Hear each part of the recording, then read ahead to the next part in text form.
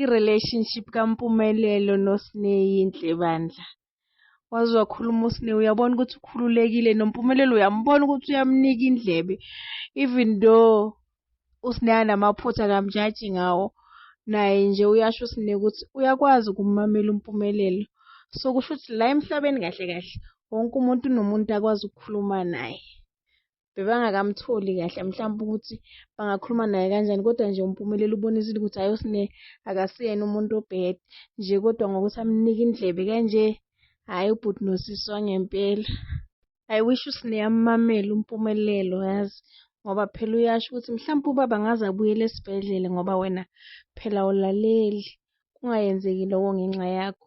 uSineyi ngathi angathatha njengokuthi ithuba lakhe nobaba ukuthi balungise izinto, bakwazi ukubona ngasolinye naye abe umntwana, akwazi ukulalela mhlawumpe nobaba bakhe abazukulu angabathanda ngendlela ekumele abathande ngayo, ngoba phela umzali makathukuthela akubi mnandi.